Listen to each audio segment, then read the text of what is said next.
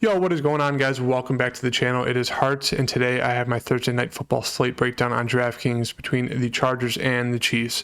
Should be a great game. Can't wait to do this breakdown for you guys. So if you're new to the channel, hit that like button, subscribe, and turn on that notification bell. Follow me on Twitter, HartDFS. Putting up a ton of more fantasy football stats and relevant things you guys should be looking at when it comes to your weekly fantasy football. You know, top waiver wire pickups, top trade targets.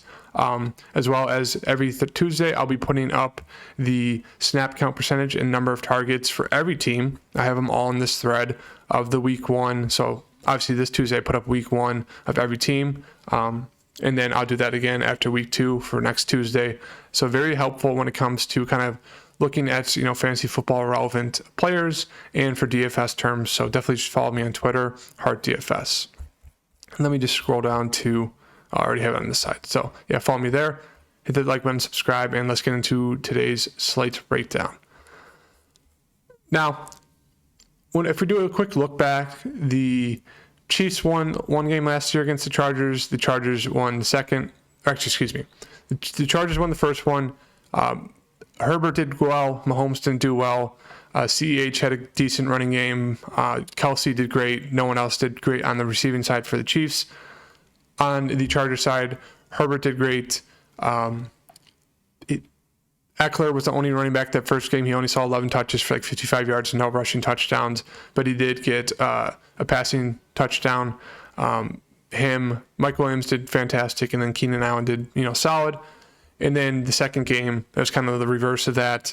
Mahomes did great, so they had to pass the ball a ton, so I think he threw it like 47 times. CH didn't do much in the running game. And then Kelsey went off again, had the game-winning touchdown. Tyreek went off, and I think Mecole Hardman was like the third wide receiver. He did okay. And then Herbert did bad. Eckler did have a rushing touchdown, but only did see like 11, 12 carries, did see a few targets. And then Keenan Allen did well, but Mike Williams did bad. So it was kind of the opposite for both games. One team did good, and then one team did bad. So looking at this game, can't wait. 54 game total, should be high scoring. The Chiefs are favored by a few points, but just super pumped to get into this.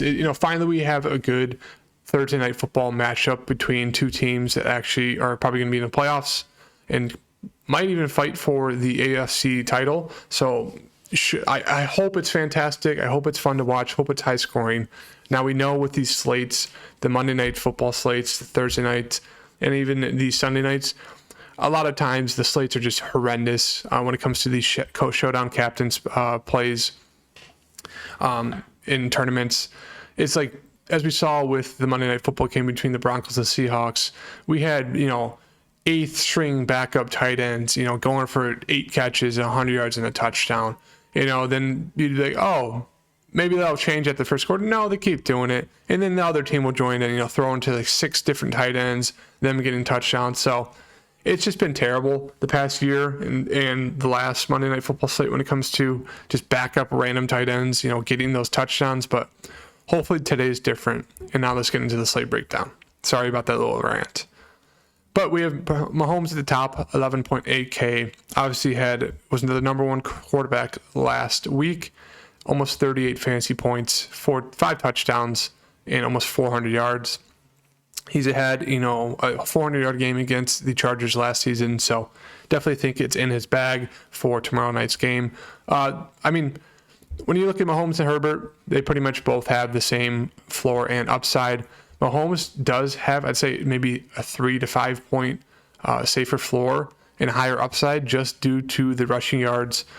He had a game of 30-plus rushing yards against them last year and a game of 40-plus. So he does have an extra few points there in the rushing game. But both of them will make as great captain plays. They'll just be super popular and super heavily owned in the captain spot. So I think I'm going to fade that. But obviously, I think you're going to have to play one of them, if not 2 of them, in the flex spot.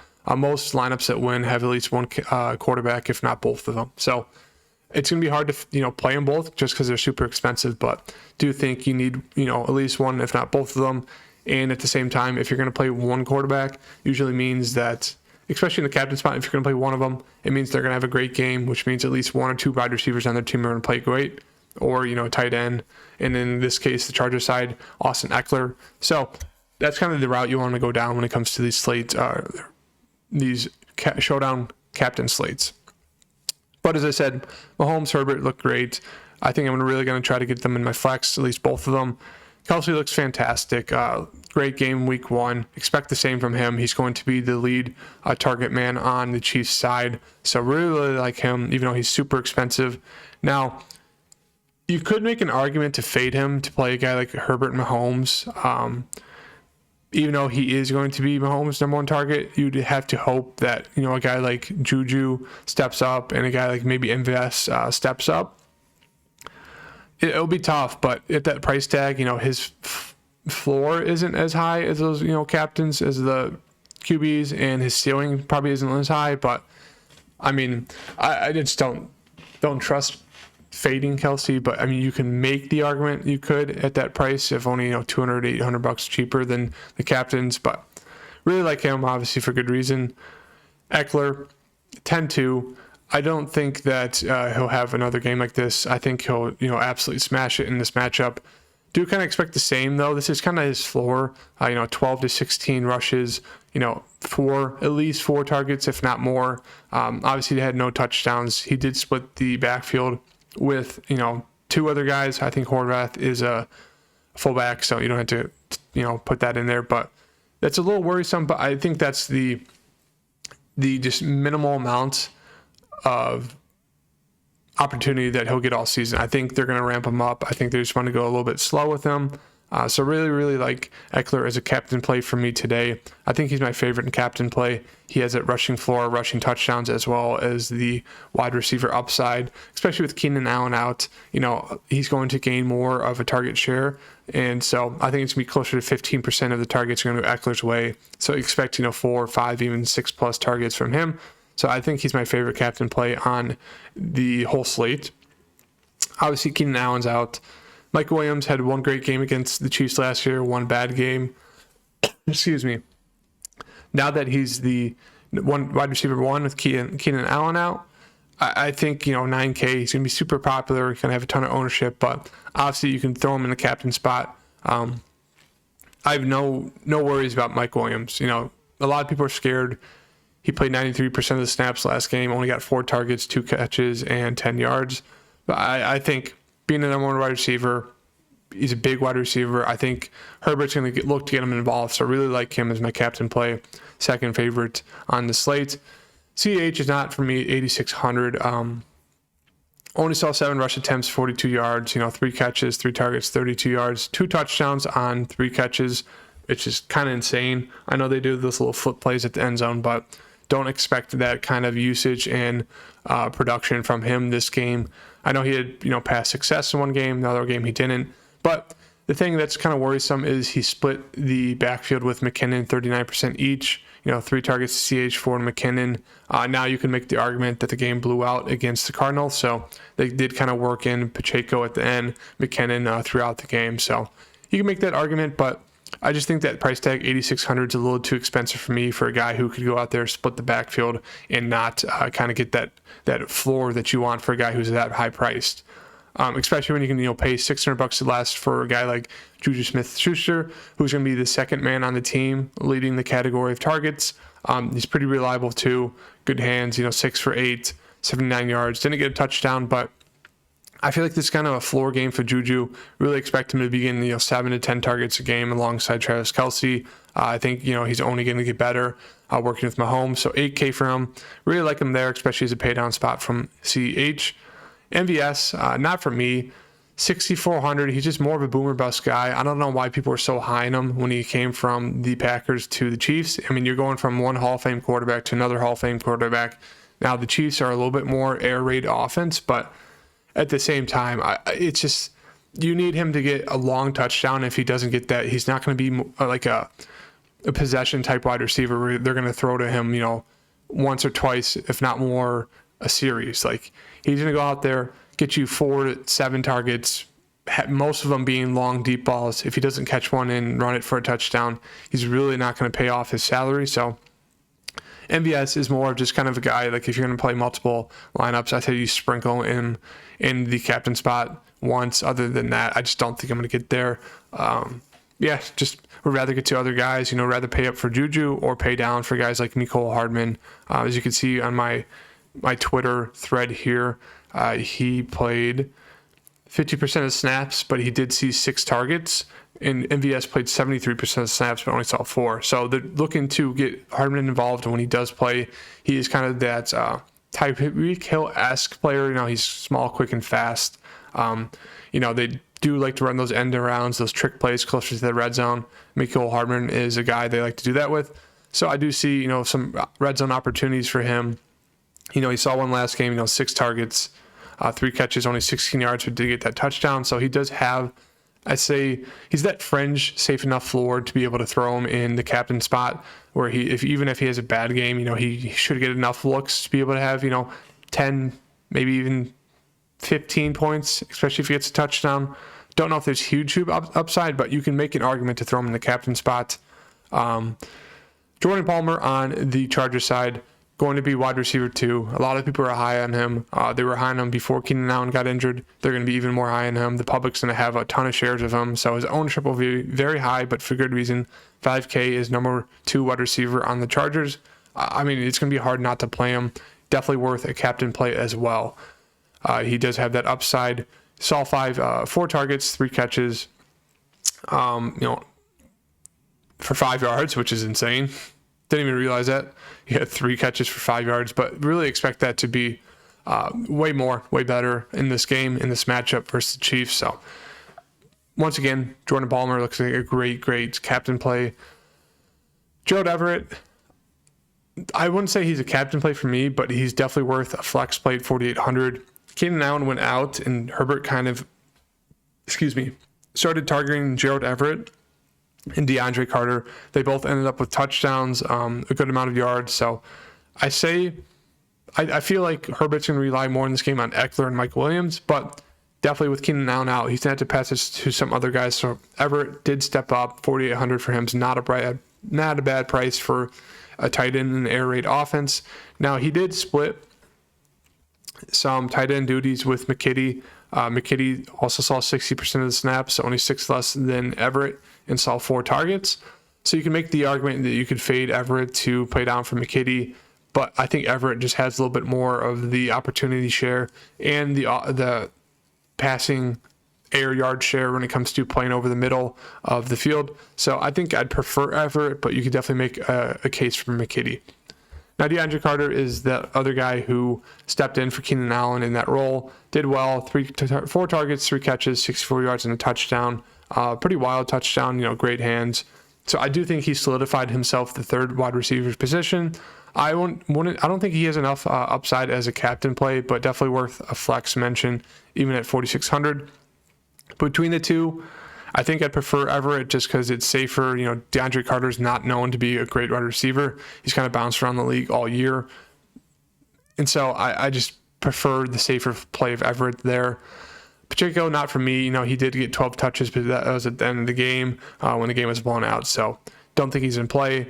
Harrison Butker is unfortunately out. They brought in a new guy because he's injured, and they haven't put him on the board. So you can't even play a kicker for the Chiefs right now.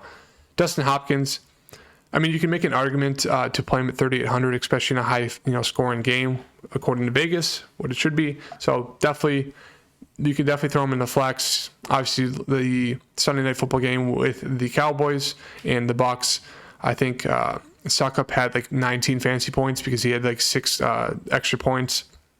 So, kickers are always in play, especially in high-scoring matchups. Defenses, not for me. If this game is actually going to be high-scoring, you need them to get a touchdown in multiple stacks to be able to pay off their salary and be in the optimal lineup. Especially if it's going to be a super high-scoring game, they're going to have to beat out, the kickers, the wide receivers, the running backs. So in order to do that, they need a touchdown. I don't think it happens in this game, but there's always, that chance that it does. 3,600, 3,200, just not for me.